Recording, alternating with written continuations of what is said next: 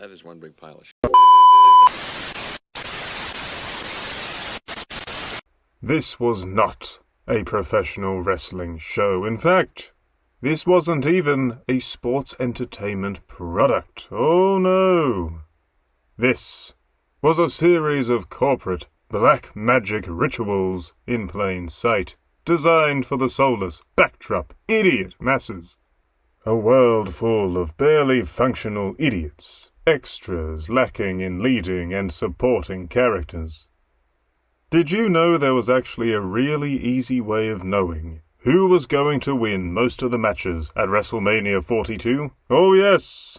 Some of you probably already noticed. All you had to do was look at the match graphics and spot which stars had sponsors.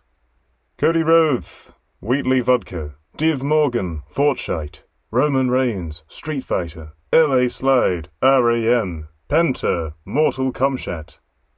This lot all won their respective matches. Why? Well, because there's looking to make money, which is fair enough, and then there's just being a greedy, cream-guzzling whore for every last penny you can pinch. And under TKO, WWE are quite proudly the latter. Sponsors do not want losers slinging their products. It's quite clear that under TKO, ads have gone from a fruitful source of additional income to becoming the actual product, even deciding the winners across numerous bouts, commercials, with some light wrestling breaks here and there. It makes for an almost unbearable viewing experience, unless of course you're a brainless butt, which is clearly the crowd the WWE have started aiming for. Brainless butts too dumb to question a crap product and too stupid to watch their wallets when it comes to those obscenely overpriced tickets. Don't believe me? Well, heading into WrestleMania 41 last year, Triple Nose himself demanded fans not criticize his garbage product. Be a fan, not a critic. Which is essentially code for watch obediently, give us your money, and don't even think about daring to use a hint of critical thinking. Wrestling has always been a lowbrow entertainment medium, sure, but it was never designed exclusively to cater towards and rip off retards until this decade. It used to have general appeal. We'll get on with the show shortly. Just remember, the backdrop people epidemic is very real. Oh yes, you find yourself wondering why everyone around you seems so weird and distant now, perhaps. It's because they're not people. They are seen filler, padding out a dishonest, illusory world that keeps us locked in and blind to our own truth. Anyways, the word Satanic has many interpretations beyond the obvious regarding worshipping a horned evil from an infernal dimension. Satan is the accuser in old biblical lore, the troublemaker, the inverter of what's expected, the degrader of the natural order. Well then, if we look at Satanism as an extension of a need to invert and subvert and degrade the world and its ideas, turning one's surroundings upside down and plunging everyone and everything into darkness, then it's clear WrestleMania 42 was largely a satanic affair.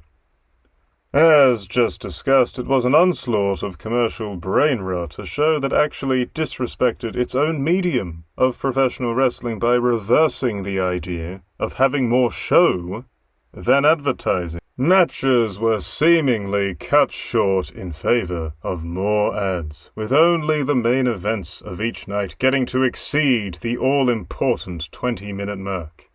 What was the next example of the Satanic on offer on this show, I hear you ask? Any more obvious examples? Sure, of course. Industry plants. With every passing year, it becomes more apparent that to secure fame and fortune, most so-called celebrities must sell their souls and holes for a ticket to the top. When a so-called celeb has little to no obvious appeal, few vocal real-world fans, and just kinda gets pushed regardless, constantly showing up all over the shop, you can safely assume they're an industry plant. Someone receiving these opportunities for something outside of merit, even when the public are consistently saying, no thank you. Obviously, many of you, if indeed many even come across this video, will assume I'm referring to Logan Paul. Sure, he is a good example of it, but he is far from the biggest offender on this show, not even close, given he can actually hang somewhat between the ropes. No, the main event of Night 1 revolved around the two biggest offenders of the weekend, Pat McAfee and Jelly Roll. A loudmouth has-been kicker with a podcast got to be the main character in the long-awaited main event feud between Randy Orton and Cody Rhodes. The next biggest character is a face-tattooed, barely mobile shill who gets to be some kind of moral compass in this feud despite his stints in what one might call the big house in his earlier days. Hope he didn't drop the soap. What a laugh! Ridiculous! Shameful! Before this match, this main event for a championship that has been the top of the WWE since the 60s, before this match even starts, it's all about these two industry plants no one asked for. Plants fans soundly rejected in the weeks leading up to the show. Plants who completely derailed an initially hot feud revolving around a babyface Rhodes seeking to overcome his increasingly evil mentor. That was more than enough of an angle on paper. Wrestling 101, in a good way. But you see, when you're deep enough in the real world, behind the world, of supposed glitz and glam, what a laugh, you get these opportunities, even when it goes against basic logic and success. Night 2, same deal. Trick Williams, very promising talent, can only beat the likes of Sami Zayn. Not some megastar here, no. A job-heavy, career mid-carder whose persona revolves around glorifying being a needlessly sensitive soy boy. Yeah, that. Trick Williams only gets to beat that because Lil Yachty gets involved. Williams can't even have his own entrance. It has to be a Yachty showcase. Can't even have his own post-match celebration. It must all revolve around a rapper knee-deep in the miserable world of alleged crypto scams. Lin-Manuel Miranda, the genius behind that Mary Poppins sequel, absolutely no one on Earth wanted, randomly narrates cold opens for both nights. Who the hell wants that to kick off a wrestling show? The man who gave the US Founding Fathers the Black Snape treatment, and you had to like that incomprehensible mumble-rap mess, because if you didn't, clearly you wear a pointy white hat on the weekend. What next? A Slavic Harriet Tubman vibing to some techno? Ridiculous. Oh, and the Wonder Years. No one's cared about them for a good 20 years, I dare say. They performed on this show. Probably not industry plants, though. Just a reminder of how old Becky Lynch is getting. And also a stark reminder that lip-syncing is still very much a thing. Now let's move to a very disturbing, very major theme on Night 1. The success of the Scarlet Woman. Now, many will say Scarlet Woman is merely an antiquated term for a woman of, dare we say, loose moral character. Perhaps even one you could call a Lady of the Night. Okay, sure, that is true, yes. But there is a larger meaning here, oh yes. Aleister Crowley, the notorious occultist, believed that the Scarlet Woman was in fact a human embodiment of the goddess Babylon, the mother of abominations, oh yes. And to become such an embodiment, the woman in question under Crowley's guidance would have to, well, actually live up to the prior meaning of the Scarlet Woman and then some, but also go through a series of humiliations and ordeals, in order to break down her ego enough to make space for the presence of Babylon. Shocking stuff, absolutely shocking. An incredibly twisted idea of this so-called divine feminine, which we'll discuss shortly. Well, Night 1, Liv Morgan, fresh off the humiliation ritual that was her music video, won a nothing match over Stephanie Vacation. Prior to the match itself, Morgan's entrance revolved around that song of hers, with a fully choreographed get-up to go along with the antics in the music video. An entrance that involved being stripped down publicly, how scandalous, by a man who wasn't even her kayfabe partner, Dominic Mysterio, who was not on hand to show us his dance skills, or more likely, lack thereof. Shocking stuff, made all the more disturbing by that enormous pregnant welt on Liv Morgan's forehead still. This whole thing was like a Z-list attempt at a poor man's Super Bowl halftime witchcraft hour. And Morgan, via hook and crook with the assist of her cronies, steals a cheap win in a 6-minute nothing of a match that did little beyond make the alleged babyface look weak and stupid en route to a miserable defeat. And of course, the other key example of this trend on night one almost goes without saying. This one busts beyond some symbolic kayfabe too, because Paige has come home. Oh yeah. The woman who defaced the first singles WWE title she earned via Brad Maddox's baby gravy, who disgraced the company on some kind of strange repeat cycle of embarrassments for years, has returned to the limelight. Incredible! Of all the nights, shocking. A talent even AEW visibly grew tired of the diminishing returns with. Back in the big leagues, how about that? Now, obviously, the more private stuff about Paige out there that leaked was a total invasion of privacy, criminal that was bang out of order, but it leads into an issue many of us have been all too guilty of at some point or other in our personal lives, where we've sought or replicated the kinds of behaviors we've seen, that we've been watching, on something that, well, YouTube doesn't like this word. It does start with a P, though, there's a clue, and it ends with an N, it's 4 letters, but we'll just call it Pran. Pran rewiring our brains to take interest in, shall we say often, eccentric bedroom practices that just happen to often line up with ritualistic, deviant, and or criminal behaviors. Shocking stuff. A fine example of inverting, and indeed subverting, the natural order and the general instincts and desires of everyday people. And across both kayfabe and, more importantly beyond kayfabe, these themes of smut, and smut reigning supreme, we'll say, were quietly punching us in the face on night one. Maybe this seems like an overreaction. Maybe it seems like the rambling of a no-good schizo chud. Oh no!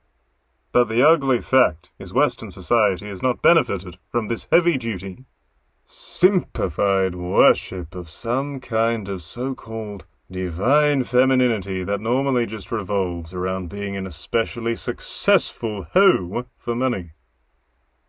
Night 2, that's right, I'm just skipping over all the empty filler matches. Night 2, considerably more entertaining overall, with a better pace and some better moments. In fact, this show starts and ends on decent notes, with Oberfemi seemingly sending Brock Lesnar into retirement at the start, and Roman Reigns and CM Punk putting together a strong world title war in the main event.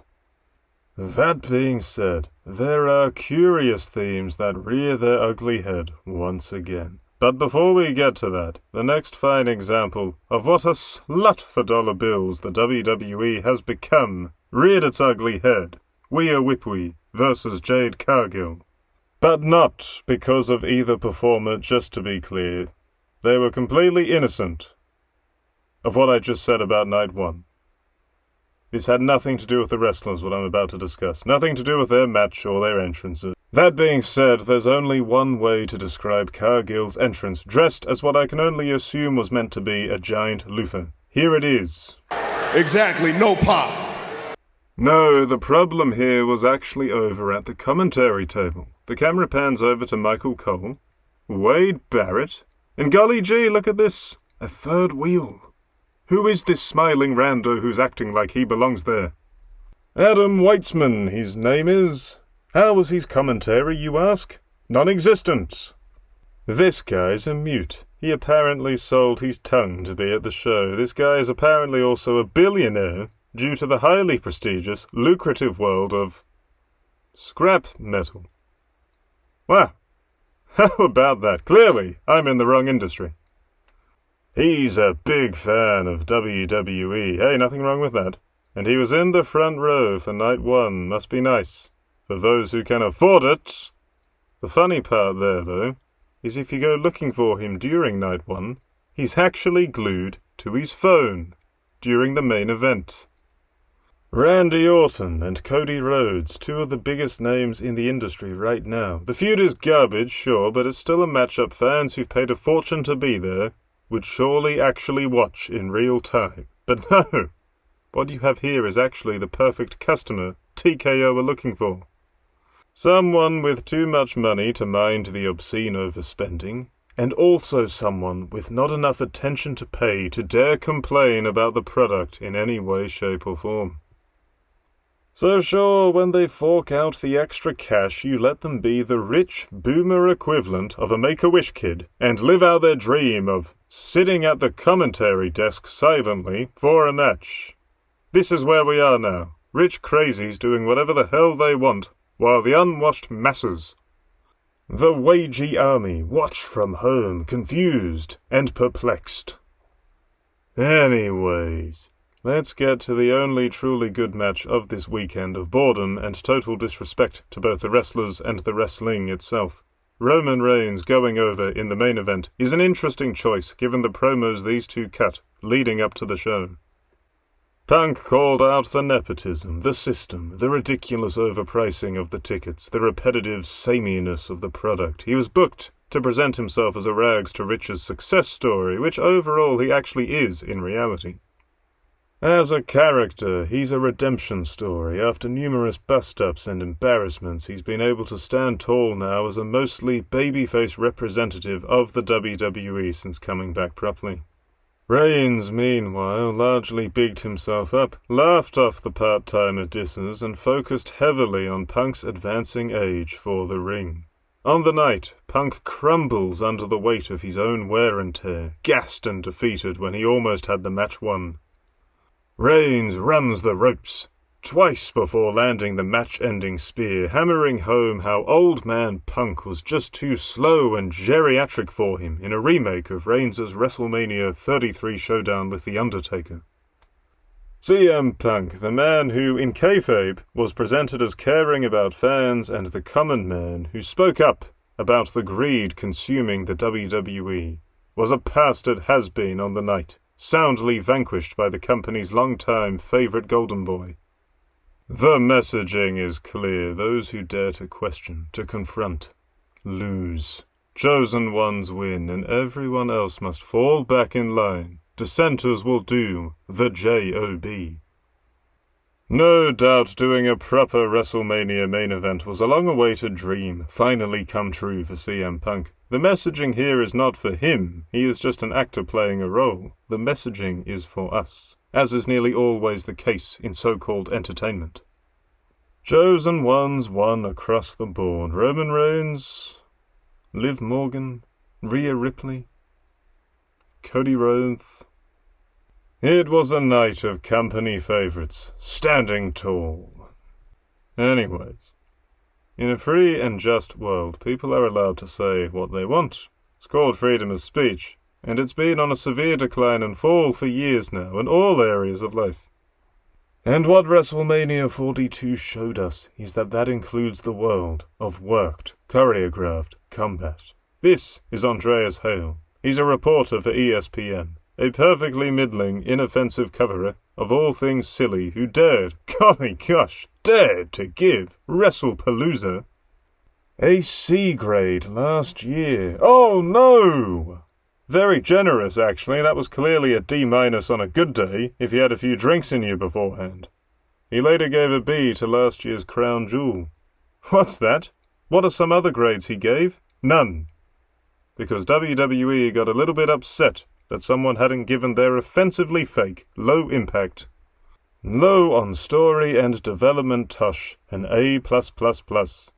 That's right. The general consensus is that someone in the WWE had their little feelings hurt over those grades and begged ESPN to stop grading shows.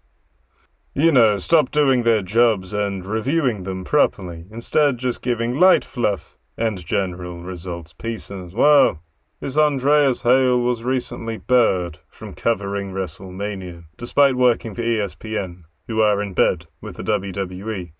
This guy could not catch a break. All because he dared to give some standard reviews on some crappy shows.